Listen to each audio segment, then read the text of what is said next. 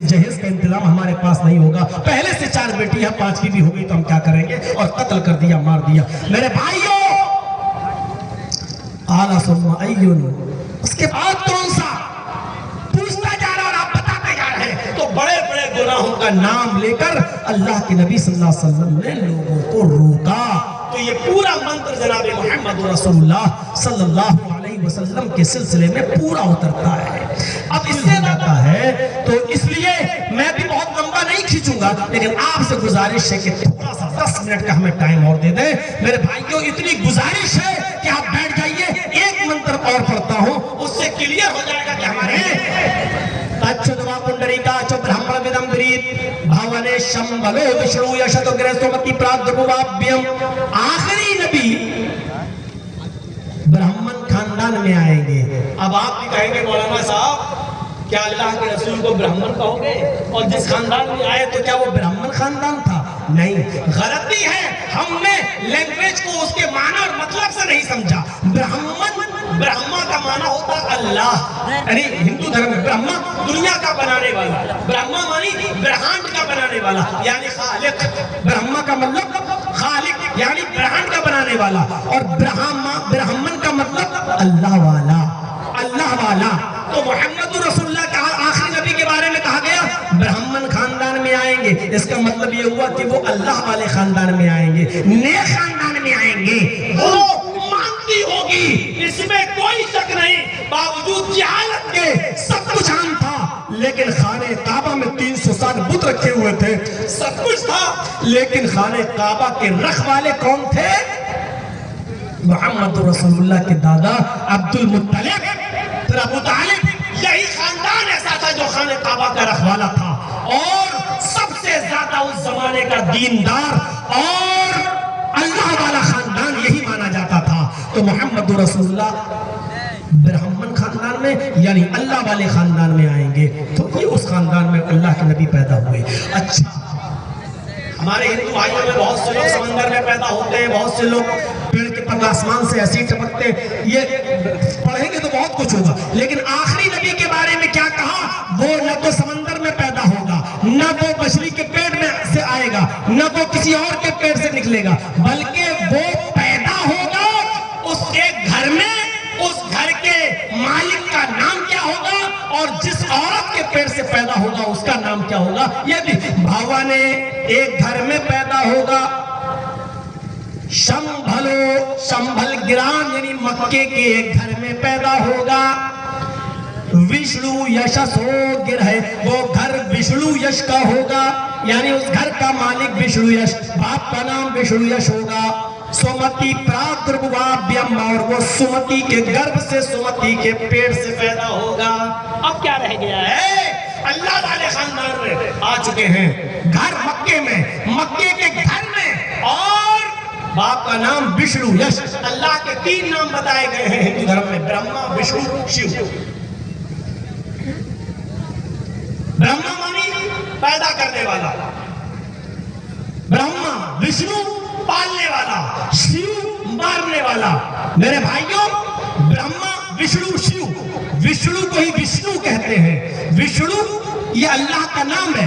विष्णु यश के घर में पैदा हुआ, यश मानी भक्त, यश के माना भक्त, विष्णु यश ईश्वर भक्त, अल्लाह भक्त, भक्त के माना बंदा, विष्णु यश अल्लाह का बंदा। किसके घर में पैदा होंगे? आखिरी नबी विष्णु यश, और विष्णु यश का माना अल्लाह का बंदा। मोहम्मद रसूलुल्लाह के बाप का नाम क्या था? अब्दुल्ला। अब्द मानी बंदा, अल्लाह, अल्लाह का नाम अब्दुल्ला, अल्लाह का बंदा। मोहम्मद रसूलुल्लाह विष्णु यश यानी अब्दुल्ला के घर में पैदा हुए। सुमति के घर, सुमति के पेट से पैदा होंगे। सुमति, सुमानी सुंदर, मति वाली, अमन और शांति वाली, यानी इतनी खूबसूरत औरत होगी मोहम्मद की माँ, और वो अमन और शांति वाली होगी। मोहम्मद रसूलुल्लाह की माँ का नाम आमिना, अमन और शांति। इस मंत्र में ये स्पष्ट कर दिया कि मोहम्मद रसूलुल्लाह के बाप का नाम विष्णु यश यानी अब्दुल्ला था, माँ का नाम सुमति यानी आमिना था, और शंभल ग्राम यानी मक्के में पैदा हुए, ब्राह्मण खानदान में यानी अल्लाह वाले खानदान में आए। हिंदू भाइयों के पास कोई चारा नहीं है, कोई रास्ता नहीं है कि वो मोहम्मद रसूलुल्लाह को छोड़े, क्योंकि नाम मोहम्मद भी उनकी किताबों में मौजूद है कि आखिरी नबी का नाम क्या होगा? अज्ञान हेतु किरत मोहमदांधिकारम नाशम विधायम हितगोदयत विवेका। इस दुनिया में अज्ञानता और जिहालत को खत्म करने वाला, अज्ञान हेतु किरत और सबको लाभ पहुंचाने वाला, सबका हितकारी मोहम्मदांधिकारम। मोहम्मद इस दुनिया में आएंगे, मोहम्मद पैदा होंगे और मोहम्मद के आने के बाद अंधिकारम नाशम, सारा अंधेरा नाश हो जाएगा, सारी जिहालत मिट जाएगी, अंधेरा खत्म हो जाएगा। यानी जैसे सूरज निकलता है तो रात का अंधेरा मिट जाता है, ऐसे ही मोहम्मद रसूलुल्लाह सूरज की तरह चमकेंगे और जब आएंगे तो सारे गुनाहों के काम खत्म होकर रोशनी पैदा कर देंगे और जिहालत मिट जाएगी। मेरे भाइयों, ये मंत्र मैंने आपके सामने रखे हैं अपनी 1.5 घंटे की तकरीर में, ये बताने के लिए कि आखिरी नबी जनाब मोहम्मद रसूलुल्लाह ही सबके हैं, लिहाजा सब लोग इनको अपना नबी माने और इनकी तालीमात पर चले।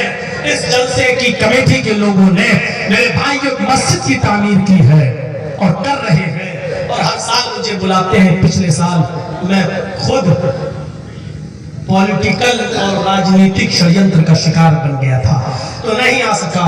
चलिए, ये चीजें भी झेलना चाहिए और आएंगी तो तजर्बा होता, कोई बात नहीं। मेरी आपसे गुजारिश है कि चंदा तो आप दे चुके हैं, जेब आपने खाली कर दी है, लेकिन सुना है तौहीद साहब ने भी बताया और दूसरे लोगों ने भी कि मौलाना साहब मिलने नहीं गए लोग आपसे, कोई बात नहीं, लेकिन कोई मस्जिद ऐसी नहीं थी जिस मस्जिद में आपके लिए दुआ ना होती हो, कोई खतीब खुतबे में ऐसा नहीं था जिसने आपके लिए दुआ न की हो। आपको बहुत दुआएं की गई। मैंने कहा आप ही लोगों की दुआओं की वजह से अल्लाह ने मुझे छुटकारा भी दिया है, वरना आसाराम बापू देख लो अभी तक सो रहे हैं, चिड़िया नंद को देख लो, राम रहीम को देख लो, ऐसे गंदे केस में कोई आदमी जल्दी निकलता नहीं है, लेकिन चूंकि ये जजमेंट के अंदर लिखा हाई कोर्ट के जज ने कि पूरी फाइल पढ़ने के बाद ऐसा लगता है कि ये शख्स, ये क्लाइंट 1 घंटे के लिए भी जेल में रहने के लायक नहीं है, इसको षड्यंत्र का शिकार बनाया गया है, लिहाजा इमीडिएटली रिलीज किया जाए, छोड़ा जाए।